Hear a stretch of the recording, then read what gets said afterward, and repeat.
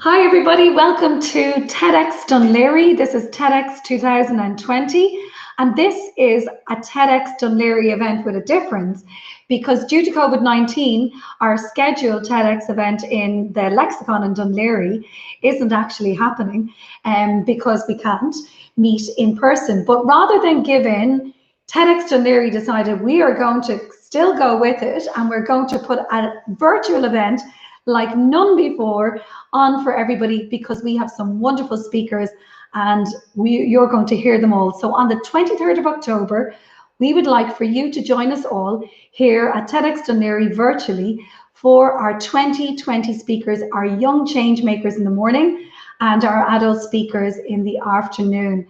So this is our Meet the Speakers series where you guys get to meet the massively talented speakers, the young speakers and the adult speakers. And today we're meeting with one of our adult speakers, the wonderful Chloe Carey.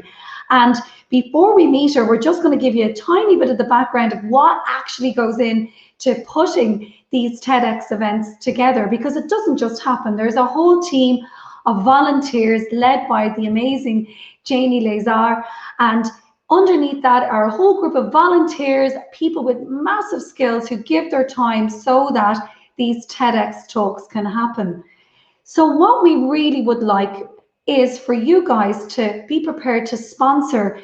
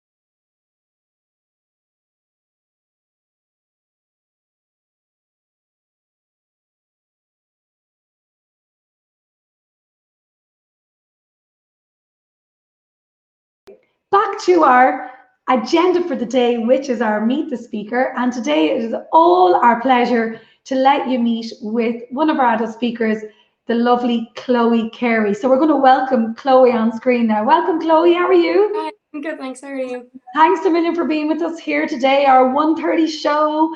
And you're going to talk to everybody about you and what has inspired you to be on the Red Dot and, you know, all kinds of exciting things that you do.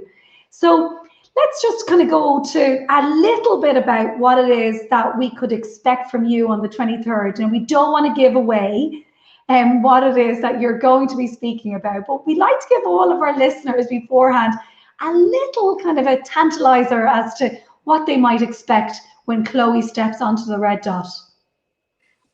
Yeah, so I'm trying my best not to give anything away. But basically I will be performing something that I wrote. I wrote it in maybe May of this year during quarantine. I mean, I had nothing else to do. We were all stuck inside, and I think what happened with a lot of people, including myself during quarantine, was we were kind of forced to self-reflect a lot. And I suppose that's kind of a good and bad thing.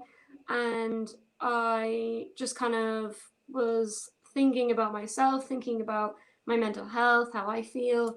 And I ended up writing something in relation to that.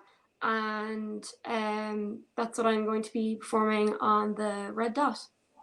Brilliant. Now, I'm going to pick you up on the word perform because our listeners don't know yet that you are actually a performer. So, whilst everybody has written different things for the Red Dot, you're actually a performer. So, it's not just the regular standing and talking on the Red Dot, is it, Chloe? Like, so what do you mean by perform? Let everybody know. So basically, I am not going to be following the typical layout of a TED Talk. I'm actually going to be performing a spoken word poem. So it kind of differs from traditional poetry in that it's more of a kind of performance. It sounds more like a stream of consciousness almost. It's very emotive, poignant. I personally find it easier to get my thoughts and my feelings across through spoken word poetry rather than normal poetry. I just think it's the performative aspect that makes it easier for me to convey whatever it is I'm feeling. So yeah, I'm going to be doing a spoken word poem on the 23rd. See, that's fascinating, Chloe, like the fact that, basically you're a poet. People, when they think about poetry, they think about being in school and learning off these poems, from their Irish poems or their English poems and trying to remember all the lines, whereas the spoken poetry is so different. I love the kind of description, the stream of consciousness, because, I've gone in, I've had a look, and I hope all your listeners do as well. Please check out Chloe's Instagram and her YouTube account, because you'll see many of these examples of Chloe's kind of, spoken poetry. And if you haven't experienced that before, it's very, very different. Did you train to do that, Chloe? Or is it something that came naturally to you, or how? Because I know I couldn't do something like that. So how is it that you became somebody who has the skills and I suppose the language and the just the ability, the pure talent to do this? Well, thanks very much, first of all. And basically, I wrote my first poem when I was about 11 years old. It wasn't very good. It was about, I think it was like a day at the beach or something it was called. It was very standard, nothing special. And I used to write kind of traditional poetry like that when I was a kid. Again, none of it overly amazing. Um, and then I guess I just kind of stopped when I got into secondary school because I got busy with secondary school and I just kind of forgot about that. Um, and then around the age of, I want to say 16, I was going through a lot with my mental health and I didn't really know how to cope with it. So I was thinking about like how could I express that and how could I kind of engage in some sort of like self therapy.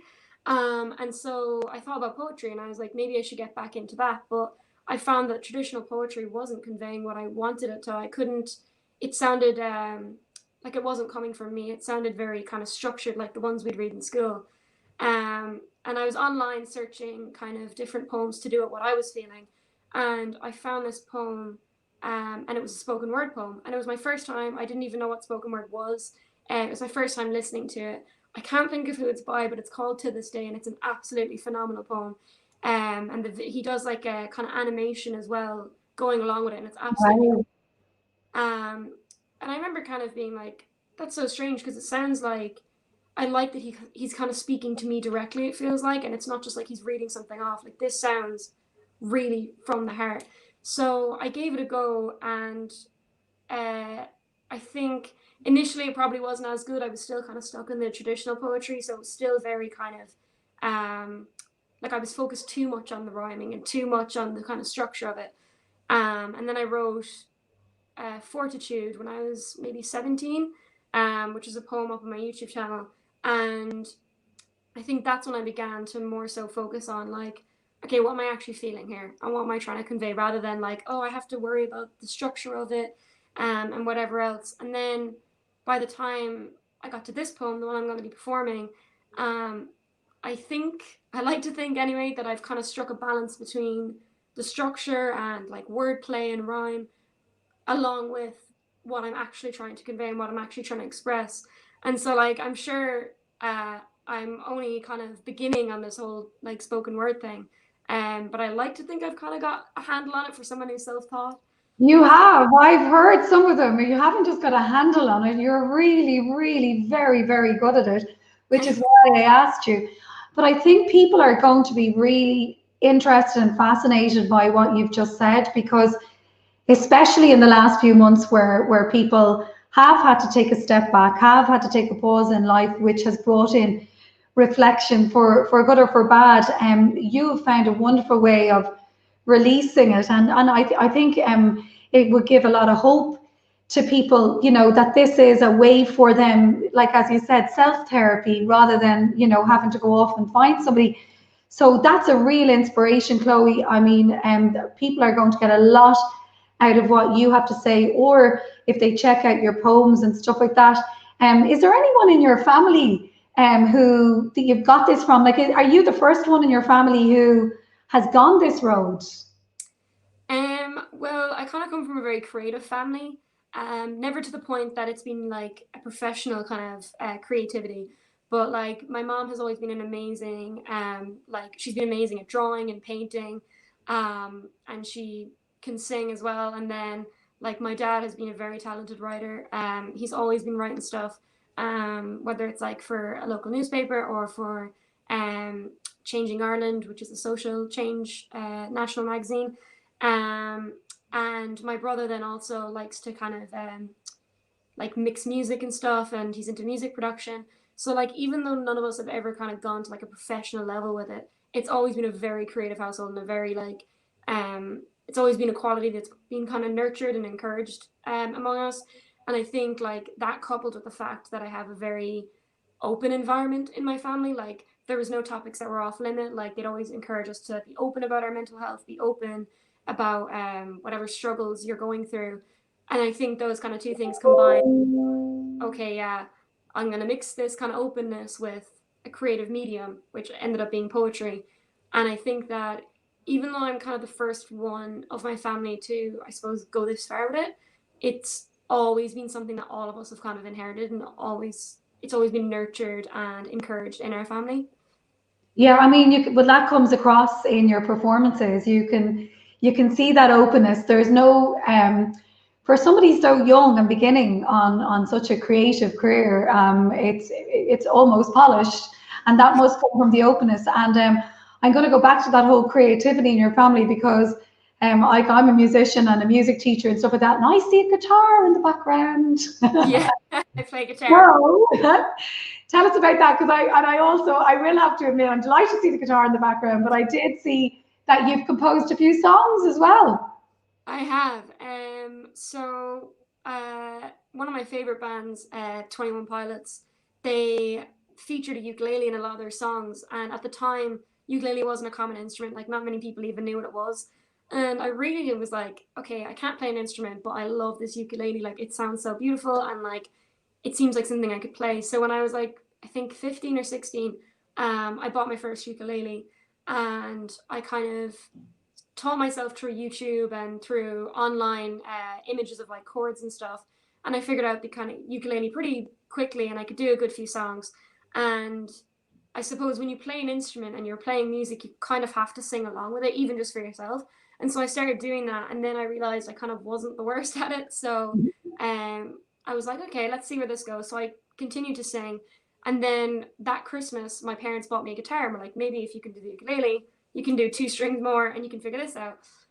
So I got And the the chords guitar. are the same, aren't they? Because I played Yeah, the guitar and the ukulele, and it's like I was the other way around. I did guitar into ukulele, and I was like, okay. oh, the chord, but that's something different. But it's the same shapes, like, which is it's Yeah, great. Like, it's a great instrument to start on, the it ukulele. is. It's really, really good. Like anytime any of my friends or anyone I know is like thinking about instruments, I'm always like ukulele straight away, because I think that one of the things that encouraged me to keep learning with the instruments, I'm someone that's like, I can be quite impatient, and if I'm not good at something, like almost straight away, I'm like, no, I don't want it.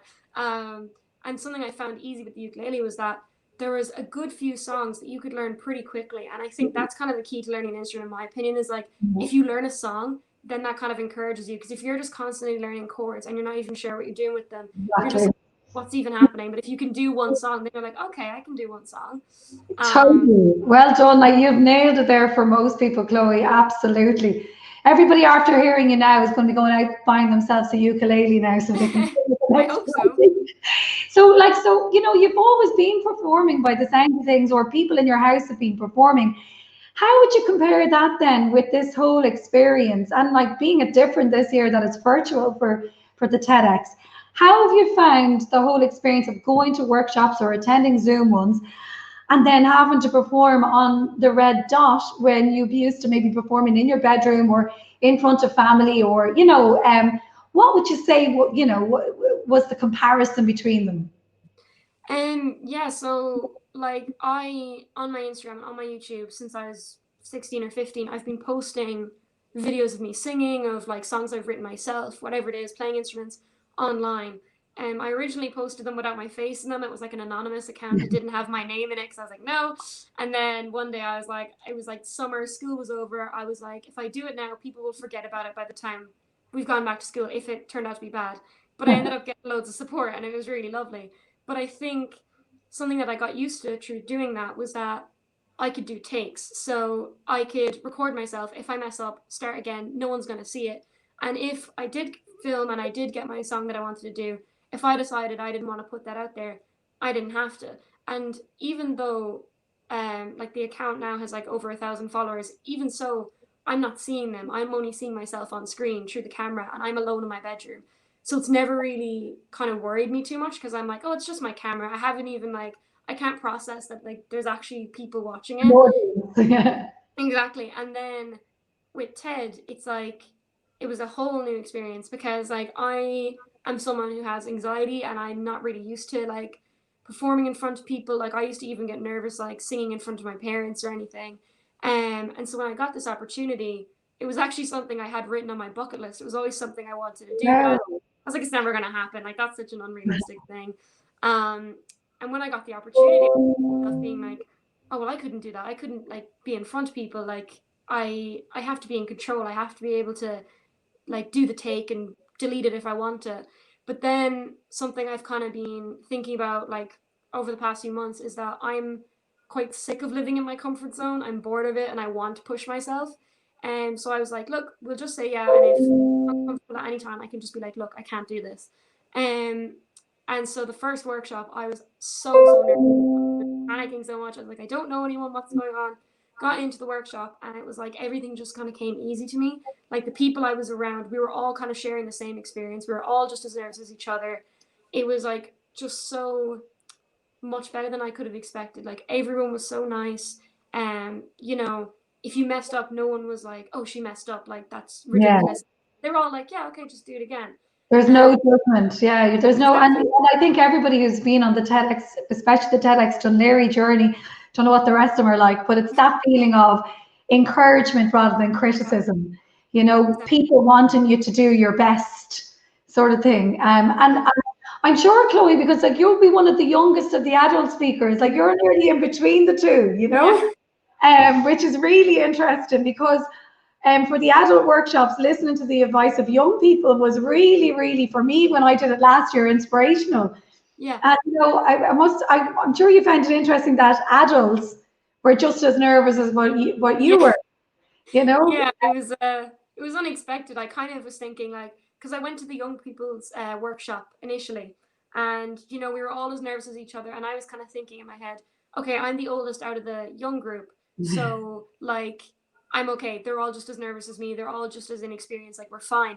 But then when it came to the adult workshop, I was like, oh no, everyone's going to be so professional. Like they all have careers. They all know what they're doing. They know how to public speak. And we got there and they were all just as confused as me. And I was like, perfect. This makes me a lot more at ease. That's brilliant. I love it. And it's such a right description as well. Everybody's still confused at 50, Chloe, as they are at 19, for sure. And when it comes to TEDx, it's such a unique experience. I think you're really brave. Fair play to you. You're absolutely brilliant. Thanks. So, is there anything else? Just imagine now, there's all these people out here, especially, I think a lot of young people haven't gone through quarantine and haven't gone through the difficulties at the moment. Would you encourage them next year to go for TEDx? Haven't gone through, you're nearly on the red dot now, you're nearly there. Would you encourage people and why? Yeah, so I would encourage people. Like I think that people kind of see it as a very either they're kind of on two ends. They're kind of like, oh, like that's easy. You're just talking and like it's fine. Or else there's other people who are like, oh my God, I could never do that. That is absolutely terrifying. Like I could never do that. I was kind of in between. I was kind of like, yes, it is terrifying, but I feel like it'll be an easy enough process. And I have to say there was more work in it than I thought there would be. But I think that was like that was good, because like there were times when I was kind of like, should I be doing this? Like, am I qualified to be doing this? Like, I don't really know. And I was very unsure. And until I had gone to the workshops, I kind of thought everyone had like their stuff together and they all knew what they were doing. But I think like it is really cool, because like you get to meet new people, which is like kind of a cliche in every new environment, but genuinely you do get to meet new people who are like so lovely. For me, in my experience, like I had gotten online feedback before, and I had gotten lovely online feedback, and it was like, you know, really nice and flattering. But I've never like performed in front of people other than like my parents. So when I was at the workshops and I was performing my thing and they were all kind of giving me this feedback, like I got extremely overwhelmed, because I had only seen this over a screen. I wasn't really used to getting it in person.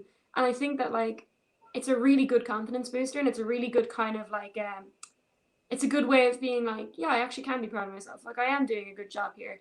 And I think that like the workshops and the coaching, like I kind of thought like, oh, well, like I can do the spoken word, like it's fine. But I think through the kind of coaching and stuff, I was like, actually, there are bits that I can improve on. And like, maybe I'm not as kind of emotive as I think I am when I'm saying it, because I'm just in my head like, okay, let's remember all the lines. And so, yeah, like I just think it's a really good experience. Like it is nerve-wracking. I'm not going to play it down and act like it's really easy. It was really nerve-wracking for me, and it still is. But like, it is a really good way of just getting out of your comfort zone. And I think it's like, it's such a unique experience. Like not many people have that experience. And when they hear you're doing it, they're like, oh my God, like what? And they can't believe it. And like, that's such a cool thing. And it's like such like a, yeah, it's just such a cool thing to kind of have under your belt. I love that though, you know, I mean, that resonates with young people and old people, by the way. Get out of your comfort zone. That's the best piece of advice, Chloe, you know, and hopefully anyone who's listening now will take that on board, because Yeah. you grow when you get out of your comfort zone. And I think you have a very bright future. I can see you on the stages of the world in the future. I think it's a pivotal moment for you, Chloe. I have to say, what a pleasure. And I just can't wait to hear, you know, the poem. I have an idea what your talk is about, but I don't know the details of it. But I'm looking forward to listening to it. And I really hope everybody who's listening to this now tunes in on the 23rd, because what Chloe said and her other things I've seen so far have a message for us all, and no doubt this one will too. So a real pleasure. Chloe, is there anything else you'd like to tell your audience here today for Meet the Speakers about the 23rd, or about your poetry before we leave you? Not really. I guess just like, you know, show up on the 23rd. Yeah, exactly. Promoting myself, like there's a lot of amazing speakers. I've heard them in the workshops, and both the young speakers and the adult speakers are all like phenomenal. They all have like such a lovely story to tell. And like there's a lot of good personality and good personal stories behind each talk. And I think like it'll be well worth a watch. And I think you might learn a few things. So I think definitely show up on the 23rd anyway.